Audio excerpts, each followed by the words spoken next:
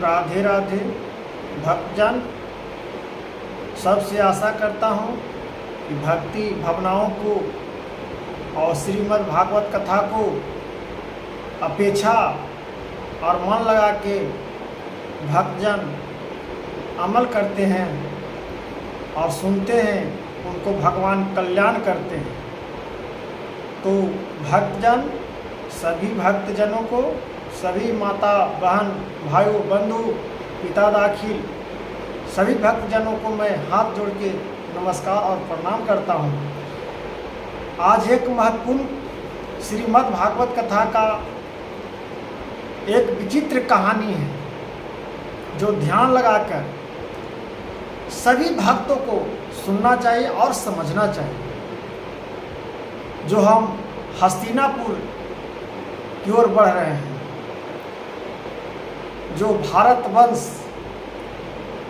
राजा संतनु, भारतवर्ष राजा संतनु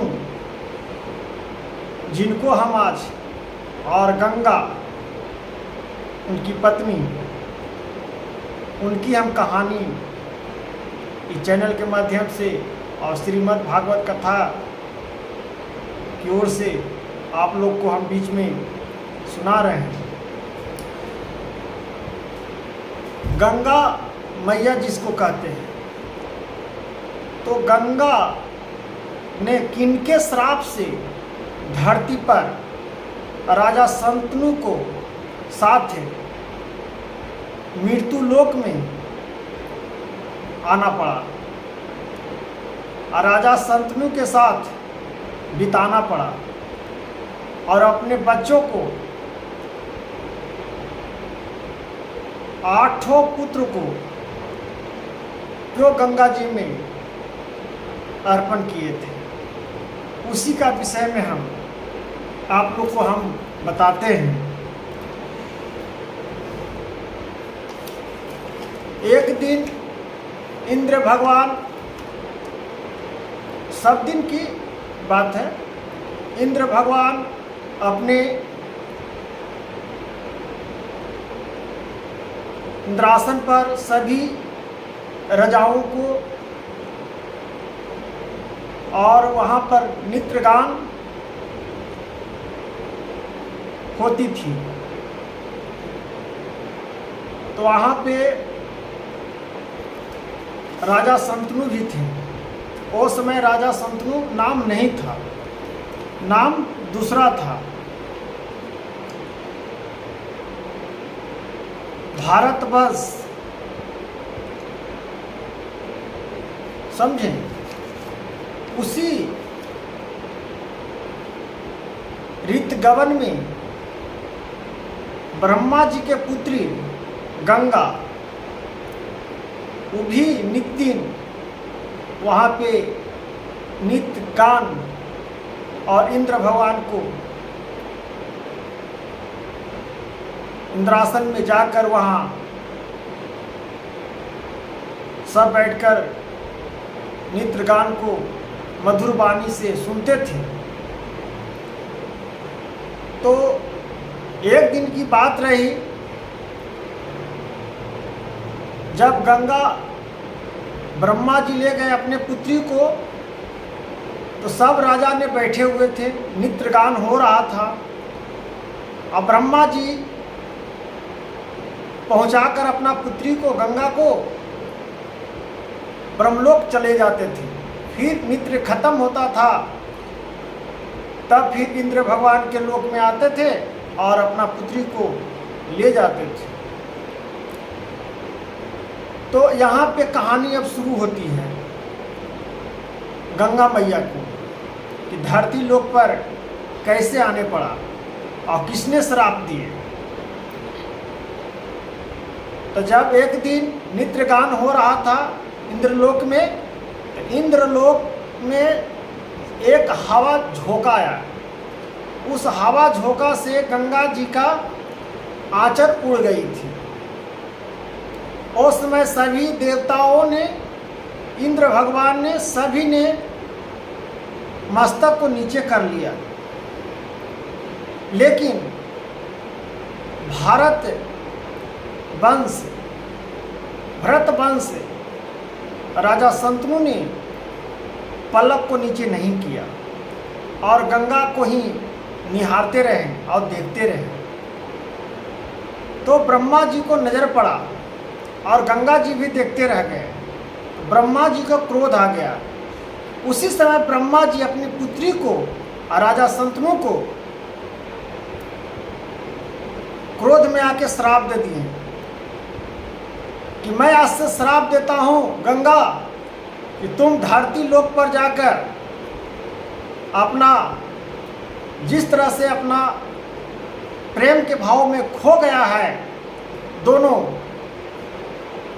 को एक साथ में धरती लोक पर आपको इसका प्रेरणा देना होगा और कष्ट का सामना करना पड़ेगा, तब जाके फिर गंगा में उत्पन्न होगा तुम्हारा, फिर गंगा में आप बहिएगा, तब स्थान आपका अस्थायी हो जाएगा। मैं आज से हम श्राप देता हूँ। तो गंगा का श्राप ब्रह्मा जी के पुत्री गंगा मैया और भरत वंश राजा शंतनु को भी श्राप दिए। उसी श्राप के कारण राजा शंतनु और गंगा मैया ने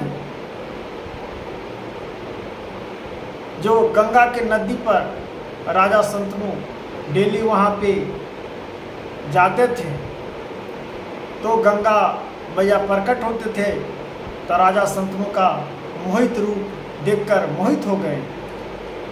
तब राजा शंतनु ने पूछा कि आपसे हम विवाह रचाना चाहते हैं। तो गंगा मैया ने बोले हम तो गंगा हैं, कैसे हो सकता है। तो राजा शंतनु ने बोले हम भरत वंश के हस्तिनापुर के राजा हैं। तो गंगा मैया के भी मिला हुआ था श्राप, दोनों को ब्रह्मा जी ने लिख दिए थे तो आना ही तय था। तब ब्रह्मा जी और इसका खाली बाण कभी नहीं जाएगा। तब गंगा मैया और राजा शंतनु ने विवाह रचा लिए और गंगा मैया जाके मृत्यु लोक में धरती पर अपना जो वचन था वो निभाना शुरू किए। हस्तिनापुर में गंगा मैया गए, वहाँ पर राजा शंतनु ने अपना जो प्रक्रिया था अपना राजमहल में किए, स्वागत किए गंगा मैया को। कुछ दिन के बाद उनके साथ बच्चा होने के लिए हुआ। तो जैसी बच्चा हुआ तो गंगा मैया ने अपना पुत्र को गंगा में बहाने चले जाते थे। लेकिन यहाँ पर क्यों गंगा मैया ने राजा शंतनु से एक वचन लिया था कि शादी हम तब करेंगे कि किसी सवाल का हमसे जवाब नहीं पूछिएगा, तब हम आपसे शादी करेंगे। और कुछ भी करेंगे उसका प्रश्न जानने का प्रयत्न न करिएगा। जहिना प्रश्न जानिएगा उस दिन हम आपको छोड़कर अपना गंगा के चले जाएंगे। इतने बताए थे, पूरा नहीं बताए थे। पूरा बताते तो पाप से मुक्ति कैसे मिलता। तब जाके सब अपने पुत्रों को उसी तरह से 7 पुत्रों को गंगा में जन्म लेते गए और सब हस्तिनापुर को कहने लगे कि कैसा माय है कि जन्म लेते हुए अपना पुत्र को गंगा में दहा देते हैं। कैसा बहुत तरह के अनेक प्रकार से। और हस्तिनापुर के लोगों को मन में बहुत दुख की प्राप्ति हुई। राजा तो बहुत दुखी थे, चाह के भी प्रश्न नहीं पूछते थे और नहीं रोक पाते थे, क्योंकि वचन दिया हुआ था। जिस दिन वचन टूट जाता उस दिन गंगा मैया चले जाते। इसलिए राजा शंतनु कुछ नहीं कह पाते थे और कुछ नहीं बोल पाते थे।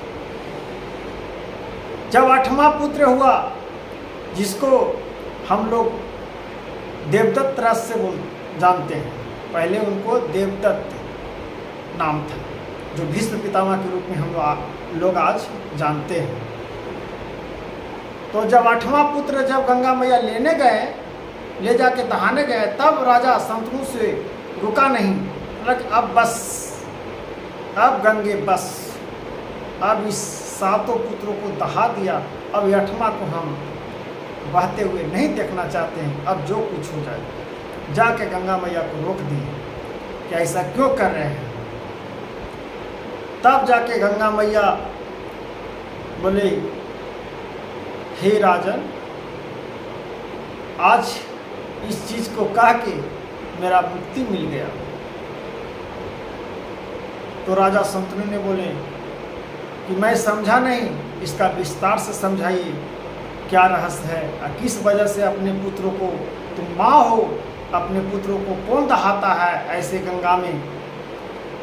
तब जाके गंगा मैया सारी बात को बताएं कि जब हम इंद्र में, जब त्रिलोकी वहाँ नित्य गान होता था, वहाँ पर देखने गए थे, इस प्रकार से हमको जो आगे हम बताए हैं, तो वो हम बताएंगे तो बहुत ज़्यादा वीडियो लंबा हो जाएगा, कथावाचक भक्तजन, तो हम शॉर्ट में चल रहे हैं। और पूरा जब कथाएं कहेंगे तो 1 घंटा की कथा है, तो 1 घंटा की कथाएं में अभी हम आप लोग को सपोर्ट रहेगा तो हम 1 घंटा का, 2 घंटा का हम कथा बना कर आप लोग को सुनाएंगे। लेकिन यहाँ पर क्षमा कर दीजिएगा कि पूरा कहानी को हम इसमें संक्षेप में थोड़ा भक्तजन आप लोग को हम बता दे रहे हैं कि हस्तिनापुर कैसे फिर विराजमान हुए। तब जाके गंगा मैया ने सारी कहानी बताएं। तब राजा शंतनु ने बोले कि पुत्र को लौटा दीजिए, हे देवी जा रही हो तो। बोला अभी आर्या इसका पाप मुक्त नहीं हुआ है, अभी इसको जाने दीजिए, समय आएगा तो हम इसको लौटा देंगे आपको। बोले कि क्या श्राप था, तब इस श्राप के बारे में बताएं। जे ऋषि वशिष्ठ ने श्राप दिया था, ऋषि वशिष्ठ ने श्राप दिया था कि आपको जितना पुत्र धरती पर जन्म लेगा वो गंगा में बहाएगा, वो हम उसका उत्पन्न फिर मृत्यु लोक में करेंगे। तो ये एक कहानी अलग बनती है, वो हम नेक्स्ट वीडियो में आपको हम बताएंगे कि ऋषि वशिष्ठ जी ने श्राप दिए थे। तो उसी आकांक्षा से गंगा मैया ने गंगा में चले गए और राजा शंतनु ने अपना हस्तिनापुर लौट पाए और हस्तिनापुर लौटे और उनके मन में बेचैनी सी, खिड़की से देखते थे गंगा उत्पन्न होता था, सपना में हर प्रकार से देखते थे। तो भक्तजन ये गंगा मैया के मुक्ति के कारण बताए हैं और राजा शंतनु का मुक्ति के कारण बताए हैं। तो फिर हम नेक्स्ट वीडियो में जाते हैं और बताते हैं। राधे राधे भक्तजन, और गलती होगा तो क्षमा कर देना। राधे राधे भक्तजन, हरे कृष्ण। राधे।